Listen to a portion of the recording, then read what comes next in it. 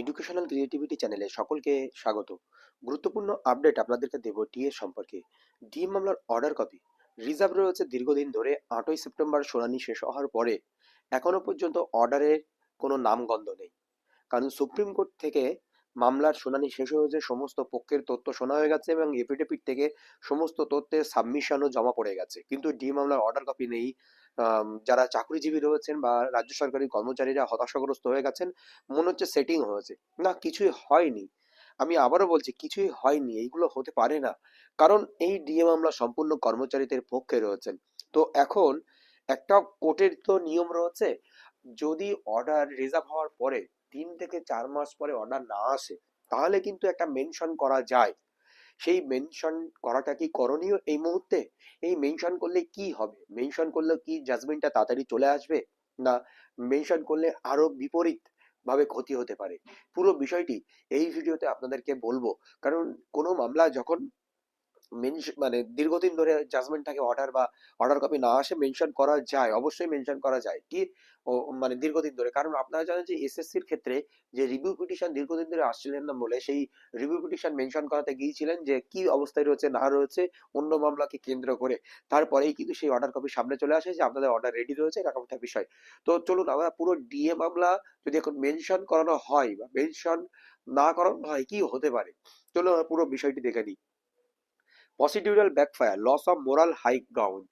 তো এখানে যদি আমরা মেনশন করাই, তো এটা পদ্ধতিগত একটা প্রতিকূলতার কিছু হতে পারে। এবং মোরাল হাই গ্রাউন্ড মানে মোরালিটির নৈতিকতা লস হতে পারে। কি, you are presently in position of strength, মানে যারা পিটিশনার রয়েছে, সরি পিটিশনার বলতে যারা কর্মচারীরা রয়েছে, তারা এখানে খুব শক্তিশালী পজিশনে রয়েছে। Judgment reserve after hearing at length, ব্যাপকভাবে শুনানি হওয়ার পরে জাজমেন্ট রিজার্ভ রয়েছে। No stay granted to the state, state মানে স্টে চেয়েছিল যে স্থগিত দাও, কিন্তু সেই স্টেট গ্রান্ট হয়নি। তার মানে কি পজিটিভ দিক তো। Court itself recorded the DA and allied issue require extensive consider. DA বা এর সম্পর্কিত যে ইস্যুগুলো রয়েছে সবগুলো একটি এক্সটেন্সিভ কনসিডার, ব্যাপকভাবে কনসিডারেশনের বিষয় বা ব্যাপকতর বিষয় একটি। You if you mention now, এখন যদি আপনি মেনশন করেন, it may appear that you are anxious, আপনি উদ্বিগ্ন। Even when the delay is entirely restitution, যে সুপ্রিম কোর্ট যেটা ডিলে করছে এটা সম্পূর্ণ ইনস্টিটিউশনাল, যে সুপ্রিম কোর্ট ইচ্ছা করে ডিলে করছে। The court May infer the urgency is being manufactured, urgency তৈরি করা হয়েছে, এটি অটোমেটিক্যালি আসেনি, এরকম একটা সুপ্রিম কোর্ট এটা বিপরীত কিছু মনে করতে পারে। জাজ are extremely sensitive to this, জাজ এই বিষয়ে খুবই সংবেদনশীল। A party that has already been heartfully expected to wait unless there is a genuine supervening event, যেহেতু পুরো বিষয়টা শোনা হয়ে গেছে অলরেডি, সেহেতু যদি ব্যতিক্রম বা উল্টোপাল্টা কিছু না ঘটে, তাহলে ওয়েট করাই অবশ্যই সবচেয়ে ভালো হবে। বা যদি প্রকৃত কিছু ঘটে তাহলেই কিন্তু যাওয়া উচিত। Tactical backfire, giving the state and escape route, স্টেটকে একটি পালানোর সুযোগ দেওয়া হবে। The state has no quantified rebuttal, the financial catastrophe পিলি স্ট্যান্ডস আনসাপোর্টেড, এমনকি তাদের যে আর্থিক বিপর্যয় রয়েছে সেটাকে অমান্য করা হয়েছিল, সুপ্রিম কোর্ট সেটাকে মেনে নেয়নি। নো কোয়ান্টিফাইড রিবিউটাল, এখানেও রাজ্য সরকার কোনো প্রতিদ্বন্দ্বীমূলক বা ক্ষতিকারক কিছু নয় এখানে। দিলে ওয়েট এগেইনস্ট দ্য স্টেট, স্টেটের পক্ষে ডিলে করার একটা প্রবণতা রয়েছে। By mentioning the court may reopen the matter procedurally. এবার কি হতে পারে, যদি মেনশন করা হয়, কোর্ট এটাকে আবার নতুন করে শুরু করতে পারে মামলাটি। কারণ মেনশন করানো হলো, এরা মেনশন করাচ্ছে মানে নতুন কিছু রয়েছে, তখন এই কোর্ট এটা আবার নতুন করে শুরু করতে পারে। The state May say, state কি কি চাইতে পারে, ওয়ান মোর ক্লারিফিকেশন, আমরা আরেকটি ক্লারিফিকেশন দেবো, আপডেট ফিগার, কোনো কিছু আপডেট করবো, অ্যাডিশনাল এফিডেভিট, আরো অতিরিক্ত আমরা কোনো এফিডেভিট জমা দেবো, এই সমস্ত ভাষায়। দিস রিসেটস দ্য ক্লক, মানে পুনরায় আবার শুরু হতে পারে সবকিছু, এরকম একটি বিষয়।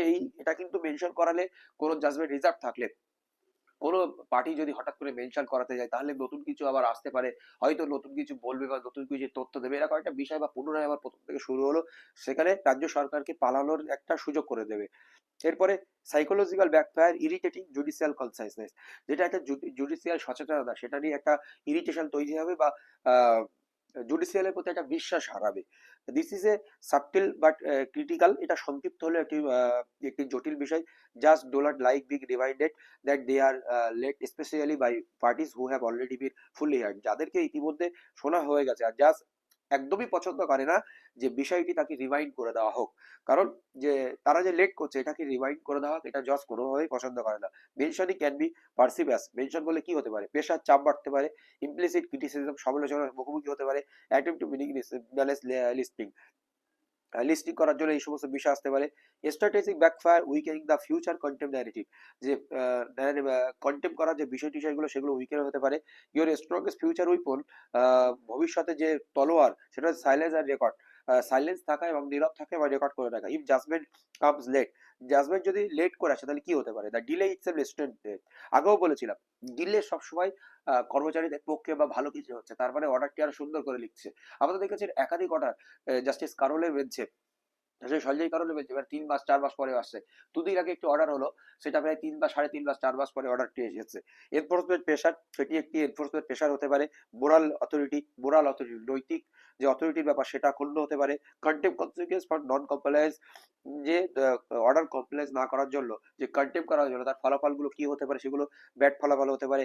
ইফ ইউ মেনশন নাও, যদি মেনশন করে the state can late argue, state আবার আর্গু করতে পারে। The matter was being actively mention and manage, there is no willful delay or prejudice. Bottom line is on sentence. Mentioning the risks, converting a strong, mentioning করা একটি risk factor এবং converting stroke শক্তিশালী জায়গায় পৌঁছে দেওয়া বিপরীত পক্ষকে। Just bound judgement into এ প্রসিডিউরালি diluted judgement, দেখা যাচ্ছে জজ লিখলেন সেটা সম্পূর্ণ দেখা যাচ্ছে একটি সহজভাবে লিখলেন।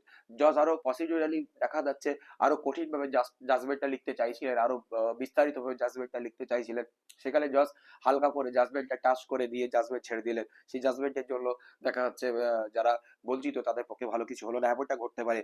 অপোনেন্ট অ্যাসিস্ট্যান্ট অপোনেন্টকে সুবিধা করে দিতে পারে। সাইকোলজিক্যালি ইরিটেটেড আউটকাম, একটা মনস্তাত্ত্বিকগত দিকভাবে একটা বাজে ফলাফল আসতে পারে। When time is already working in your favour, যদিও সময়গুলো সম্পূর্ণ বা নিয়ে আমরা পুরো শুনানিটা আপনারা দেখেছেন যে সঞ্জয় কারণে পেয়েছে সম্পূর্ণ কর্মচারীদের পক্ষে শুনানি হয়েছে। কারণ যারা শুনানি দেখে প্রথম থেকে বিস্তারিত প্রত্যেকটি মামলা তারা একটু হলেও আজ করতে পারে বিষয়টি। Your response absolutely not was not emotional, it is strategically correct. তো এই অবস্থায় অবশ্যই মেনশন না করাই উচিত, সবচাইতে বেটার হবে কর্মচারীদের পক্ষ থেকে। কারণ অনেকের পক্ষ থেকে আমরা শুনতে পাচ্ছি যে মেনশন করা হোক, মেনশন করলে কি হবে, মেনশন করলে যে অর্ডার চলে আসতে পারে, কিন্তু মেনশন করলে এই মুহূর্তে দাঁড়িয়ে কর্মচারীদের পক্ষে ব্যাড এফেক্ট করতে পারে। ধন্যবাদ।